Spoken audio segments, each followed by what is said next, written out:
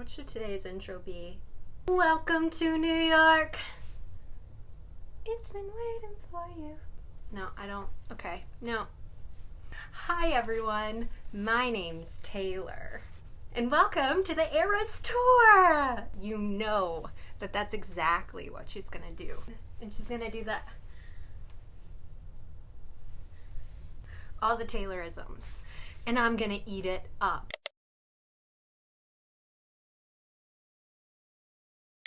Hello everyone. My actual name is Rachel, and I did make this t-shirt specifically for today. All the fun little things. There is a word on here that is misspelled. And if you hang out until the end of the video, I'll tell you which word is misspelled. So, got him, hooked him, let's go. Today, what we are doing, what I thought would be really fun, is I am going to be going through each one of Taylor's eras, talk about the album concept, and I am going to pick a book based off their concept.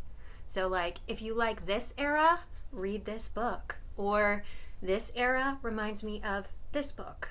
So let's just hop into it. Okay, very first era, the debut. I think that her album is just called Taylor Swift. Really, this album is just her debut. You know, it's her trying to show the world what she can do. I've looked up these concepts on the trusted Wikipedia to get my info. Drawing on her personal life, the songs reflect Swift's outlook on life as a teenager, dealing with romantic relationships, friendships, and insecurity. The one that I decided to go with is A Very Large Expanse of Sea by Tahereh Mafi. I let a friend borrow it, and again, haven't gotten it back. Bella, you know who you are. This book is about this girl. She is in high school, and she is Muslim. And this is like, I don't know, maybe a year or two after the attacks on 9/11. And she is still struggling with people bullying her in school and giving her weird looks. She meets this boy named Ocean. He goes to school with her and he starts talking to her. He is, you know, a handsome white boy, so he doesn't fully understand what she is going through and what she's dealing with. And so she's very kind of closed off to him. But over time, they find commonalities and they just want to be together. It's such a good book. If you like Tahereh Mafi's writing, you will love this book. It just kind of reminds me a lot of Taylor Swift trying things and doing new things. I guess I don't have a specific song that really draws on it, but it just reminded me a lot of that initial trying things out and feeling judged by what you're first doing and just going after it. So debut, Taylor Swift, A Very Large Expanse of Sea. I keep forgetting the title. For some reason, that title just doesn't stick in my head. Next era, Fearless. Okay, Fearless. Again, a lot of these are about Taylor Swift in her teenage years and romance. Inspired by Taylor Swift's feelings as a teenager, the lyrics explore themes of romance, heartache, and aspirations. The one that I felt that I had to choose was When Dimple Met Rishi by Sandhya Menon. Look at this cover. I love the concept. I love the cover, but look at they did a disservice. It's like they just gave up when it came to like the font. I don't know. Anyways, when I was thinking about this book, I was thinking about aspirations, and Dimple is a very aspirational girl. She wants to get into web programming. That's what she wants to get into. And so she goes to like this summer internship thing, and there she meets Rishi. And Rishi is this proper Indian boy who is trying to court Dimple and see if they are compatible in, you know, arranged marriage. You have Dimple, who is very like against this whole arranged marriage thing, and you have Rishi, who is just very, very sweet. He's like a boy who believes in like kismet. There are so many aspects of Rishi that reminded me of like Love Story or You Belong With Me. I could just see Rishi listening to that and being like, yep, it's Kismet. And then the aspirational part of Dimple. This is just such a cute YA romance, and it just gave me so much of Fearless vibes, because Dimple is fearless in how she's going after the stuff that she wants. Just like Taylor. Taylor was fearless in what she was doing at the time. I had to choose this one. So cute. Okay. Now we have the Speak Now era. Let me read. This one, it says, inspired by Swift's transition from adolescence to adulthood, Speak Now is a loose concept album about her confessions regarding love and heartache, with some songs about her public appearances. The one that I felt like I had to choose is The Summer I Turned Pretty by Jenny Han. I mean, talk about just quintessential growing up, transitioning from being a teen to being an adult, and just all of the confusing romance and love and, you know, figuring out who you are. Like, this just spoke to me in a way where I was like, yeah, Speak Now. I really based it more off the concept than like a specific song. Just like the confusing feelings that Belly has in this while trying to choose between Conrad and Jeremiah gives me Speak Now vibes, and so I went with it. So if you like that era, Summer I Turned Pretty by Jenny Han. Woo! This next one, we've got the Red era. Right there. I feel weird pointing right at my boob. That's weird. Okay. It says the album's title refers to the tumultuous red emotions Swift experienced during the album's concept. Its songs discuss the complex and conflicting feelings resulting from fading romance. Now, this one I had a really good feeling about, especially when I thought about songs like We Are Never Getting Back Together, or I Knew You Were Trouble, Red. Like, those were all the songs that I was thinking about while trying to pick a book.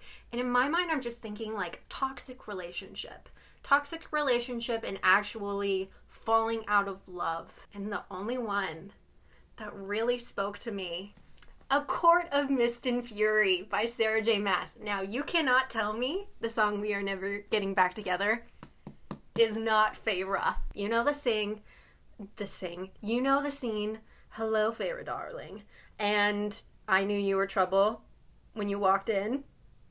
Like, you cannot tell me that doesn't give. And all the conflicting feelings Feyre has as she's falling out of love with someone. To me, it just made total sense. It gave me Red vibes, because like, we're talking about a toxic relationship, and that relationship was super toxic. We're finally getting out of that and it fading, and we are never ever getting back together. Yes, girl. I had to choose A Court of Mist and Fury. It just made the most sense. So, of course I did. Next album, 1989. Okay, wow, that was a lot. Okay, on Wikipedia, I couldn't really find anything. It was more, again, about just like her and her love life and talking about love. And I was just like, yeah, but it's more than that. It's also her coming of age and coming into her own and being a lot more lighthearted. It's also her trying a different genre. Like, this is when she made her genre change. And so I was like, I want to do something that more connects on that. And the only one that I could think of that really encapsulated all of it was It Happened One Summer by Tessa Bailey. You cannot tell me that Piper does not give 1989 aesthetic. Like, when I'm thinking like New Romantics style, like, yes, welcome to New York, welcome to teeny tiny town where I need to find myself and figure things out. It just seems very Piper, like coming back around, having a good attitude, being optimistic about things is very, very Piper. And that album gives me such optimistic energy. Style is so Piper. It may not be Brendan, but it's definitely Piper. Shake It Off, another so Piper. She shakes things off and she gets to it. Bad Blood gives me a little bit of their energy when they first met, Piper and Brendan. Then it turns into New Romantics.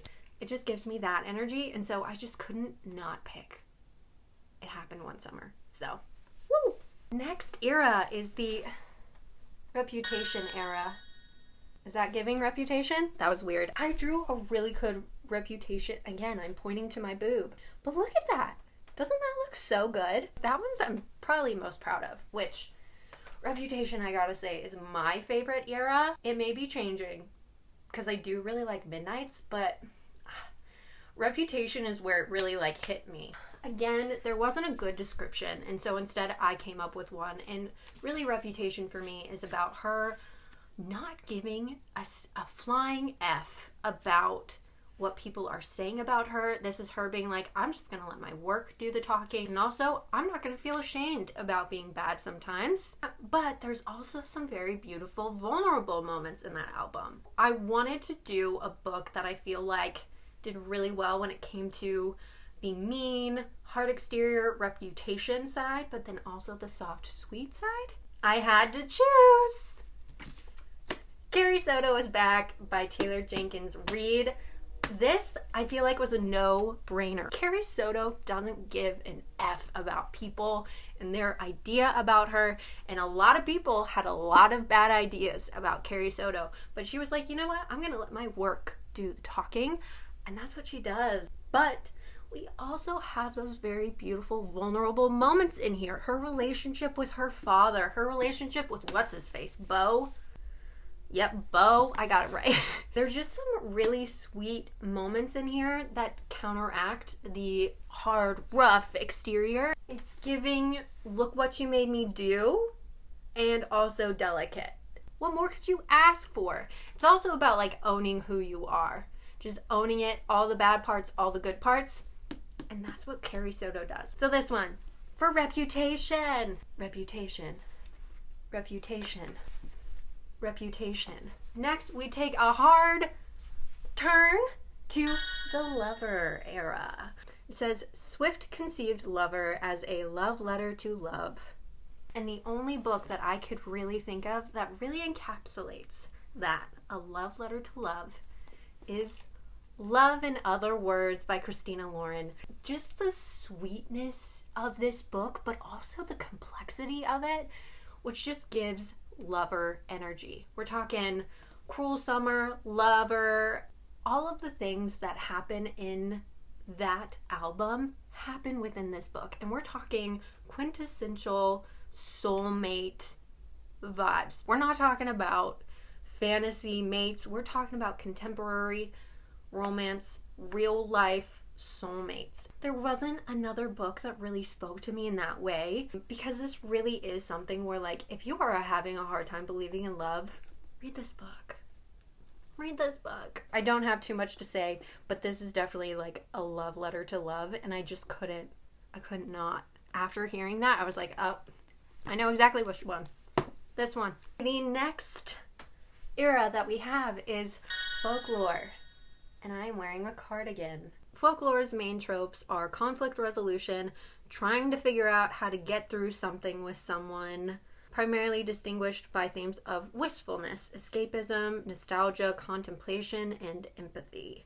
This one may seem a little odd, the book that I've chosen, but hear me out, okay?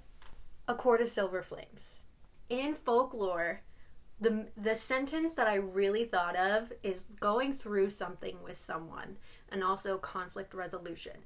You cannot tell me that this book is not centered around that. It is centered around conflict resolution of Nesta, just in general, but then also going through something with someone, which is Nesta and Cassian. They are going through something here.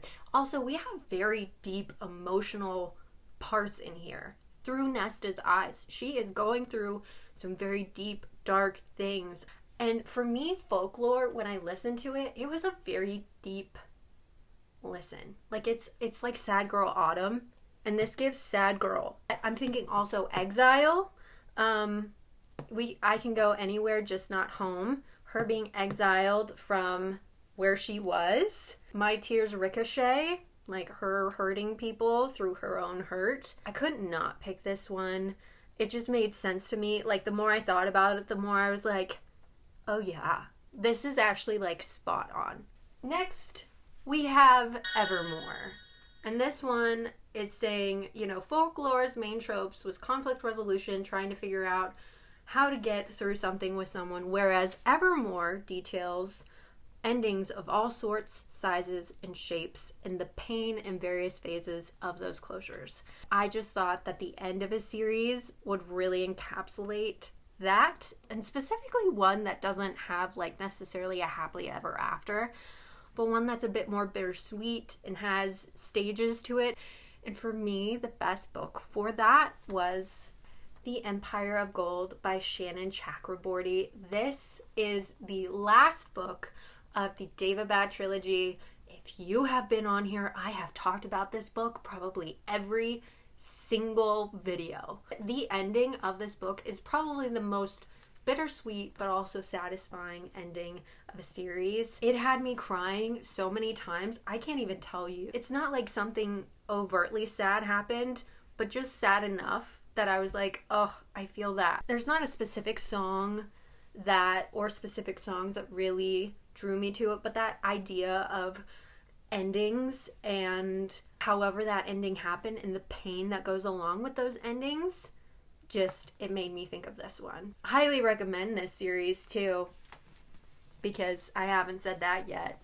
And last era, we've got Meet Me at Midnight. Ow! Midnights. That's what we got.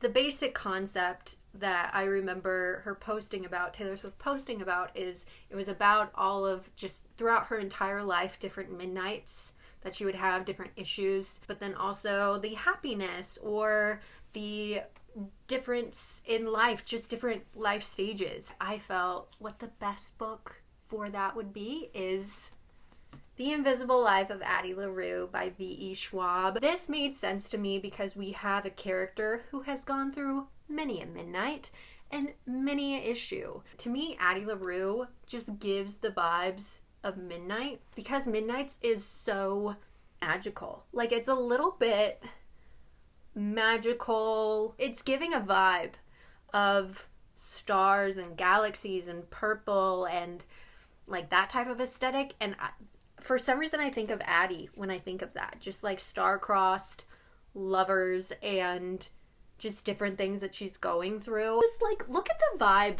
of this cover. Does that not also kind of give midnights? This one was more based off of a feeling than it is specific songs. It just made the most sense. So, The Invisible Life of Addie LaRue.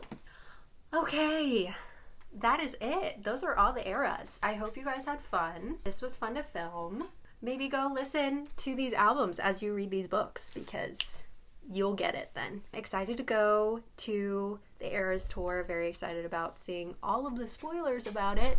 But you know what? That's neither here nor there. So anyways, I will talk to you all again soon. Bye! Oh, also it's Angel. I can never spell angel right. It's one of those things. I can't do it. See if you can guess the lyric in the comments. Okay, bye.